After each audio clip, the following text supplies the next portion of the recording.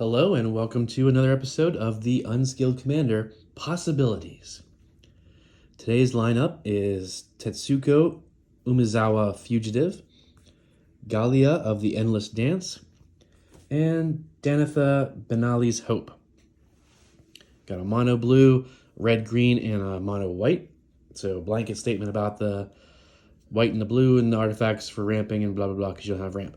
However, the green red, of course, does have access to ramp, so that's going to be good on that card. But let's start over here as always. Tetsuko Umezawa Fugitive is a 1/3 for 2. Not bad. You know, strong toughness for blocking early on. And then this is where it gets fun because human rogue, creatures you control with power or toughness 1 or less can't be blocked. I like that. I have a, well, you don't necessarily know, but I do have a, what I call the unblockable deck. It's black, blue, and green. And it's, built around trying to get as many unblockable creatures as possible. That's definitely how I would build this. Any blue creature that said unblockable would be in this deck, along with every other blue creature that's like power toughness 1 or less.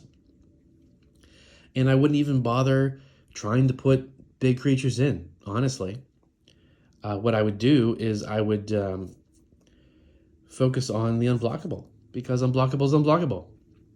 If you're sneaking in with, 10 1/1s, you're still doing 10 damage in one stroke. So it's just as good as having a 10/10 Eldrazi or something. And it's better than having a 10/10, Tyrannosaurus or whatever in green that's got trample, because the trample still takes away some of whoever's blocking. This is unblockable, so the whole thing gets through. And of course, the commander would be unblockable, so that means you could start doing commander damage, although you would literally need like 21 hits to kill somebody off of it, which would be 21 attack phases. Not the best. Now, the problem is, oh, great, make it unblockable and then buff it, except by buffing it, you would lose the unblockable.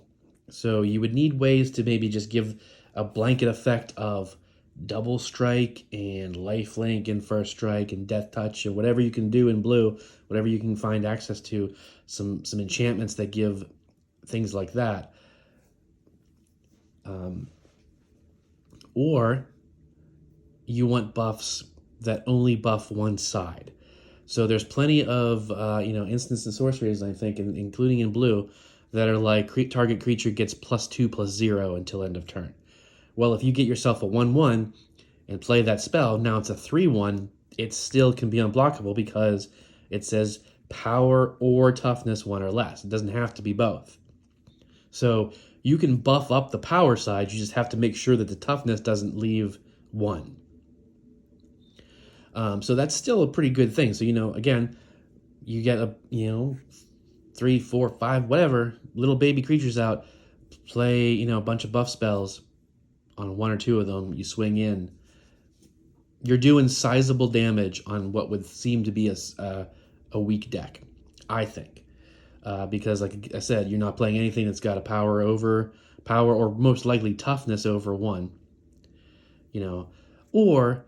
And here's the thing, what else you could do is I would also probably I might throw in a few creatures that have bigger power and toughness, but they'd be flyers. So the unblockable on the ground, flyers in the air for either blocking incoming attacks or just doing larger damage that I don't have to worry about messing with. I can just give them a literal +1/+1 or give them a buff and just go.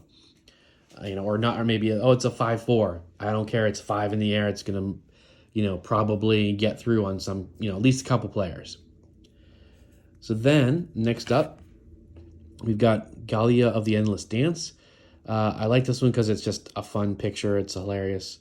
It's like, I'd like to meet someone like that because they look like they'd be fun to party with. But it's a 2/2 for 2, so right there, good. And it has haste, so that's a strong card, I feel. It is 2 colors, so you would have to have the right colors on, deck, on turn 2, but it's probably not that hard. It's only 2 colors. So red and green, and you get yourself a 2/2 with haste. Other satyrs you control get +1/+1 and also have haste. And then whenever you attack with 3 or more creatures, you may discard a card at random if you do draw 2 cards. This one would just be a fun deck to build. Like I wouldn't try like I of course you want to build them to try and win. But this would be more about the flavor and the fun of it.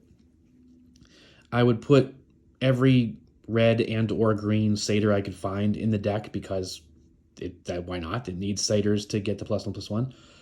And then, I don't even know what else though. That's the thing. Because the secondary ability is fun, and it's a May ability, so you don't have to do it, which is nice. So you can attack with 3 satyrs and say, man, I got really good cards in my hand. I don't want to get rid of any of these. I only have 2 cards in my hand. They're both great, and I need them next turn. You don't have to. It says may discard a card, and if you do, then you draw 2 cards. But I love that a low cost 2-drop commander or 2-drop creature period allows for consistent card draw as long as you can keep making or having a couple creatures that will attack.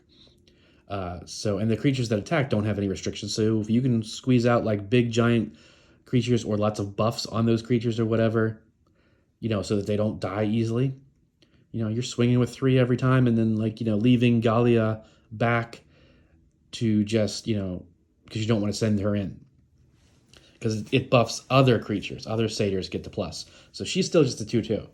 Other than swinging on turn 2 or maybe turn 3 when people are still open, I wouldn't swing her like almost ever because you'd want that effect. You want to keep that because it's the crux of the deck. But yeah, so it wouldn't be a good deck, but I think it would be a fun deck to kind of build and just play with every once in a while and be a bit silly with it. And, get some luck on the good card draws if you hopefully don't discard a good card and draw 2. Maybe you draw something that really works. And finally, we have Danitha, Benali's Hope, a 4/4 for 5. However, it has First Strike, Vigilance, and Lifelink. So that pretty much makes up for the 5-drop cost. And that's probably the first time we've had a 5-drop in quite a while on possibilities. So again, and in white, mono white, it's going to be a long time before you get her out. It's going to be turn 5, maybe turn 4 if you're lucky, turn 3 if you're super lucky, if you turn 1 Soul Ring, and turn 2, Thran Dynamo, you know what I mean? So it's okay, then you can probably get her out on turn 3 or 4. But still, First Strike on a 4/4 is great. Vigilance is great because now you can use it to block. And the Lifelink is incredibly good because you're getting 4 life every time she gets hit. Well, every time you attack or block with it, rather. Because I don't want to mislead, if someone hits you for damage, that doesn't trigger her Lifelink. But then her ability is whenever they enter the battlefield, you may put an aura or equipment card from your hand or graveyard onto the battlefield attached to Danitha. But it's only when she enters the battlefield. And bouncing her won't work because I don't think the equipment's... Well, that's something I'm not 100% sure with. When you bounce a creature, if the equipments go with it or not. I think in some cases they do, and some they don't, depending on the wording of the card. I don't know. So simply because unless that's how it works, you're just going to drop off an equipment and just equip a new one. But that still could theoretically be decent if it's you have a really high cost equipment spell. The equipped cost is really high in your hand, and the equipment that's on her currently is 2 to equip. You could just play a spell that bounces her and then auto-equip the high-cost one and then just re-equip the 2-drop, and pretty much, make out on the deal. But other than that, so it's so her effect isn't really going to be about what the deck is. However, it would just be another equipment deck. It'd be like my Kemba deck. So you're just going to want your best swords and all that stuff in there. Make her, flying or unblockable or whatever. And the Vigilance really helps as with those the Lifelink. So you get her a lot of buffs and make her as big as possible to not only gain a ton of life to give you a cushion, but also to hopefully hit for commander damage. So it's not really the most out there commander. It's not unique. It's not, all that interesting in terms of it's a weird way to play it. It's pretty basic. It's one of your commander damage decks, which is nothing wrong with that. Like I said, I have one. My thing is that I hate the idea of having too many decks that all do the same thing. So I have 2, possibly 3 decks that are designed that kind of work around commander damage. And it's like, well, I don't want to keep going. I don't want to make just every deck deal with commander damage because that's kind of boring. Like, you want some diversity in there. Plus, like, again, she's a 5-drop. 1 board wipe or targeted removal. Now she costs, 7. And in white, that's going to be tough to constantly keep up with. So you're really not going to be able to consistently hope for the commander damage win on this one. But it still could be it's still a fun way of, dealing with, like, if you have a lot of good equipments and you want to build a deck around that, I think she'd be a good equipment commander. But what do you guys think? You think she is a bad equipment commander, a good one? Would you try and mess with Galia over here at the Endless Dance for some goofy fun, or would you try and go under the radar, super low toughness unblockables? Let me know in the comments, and I will see you next time.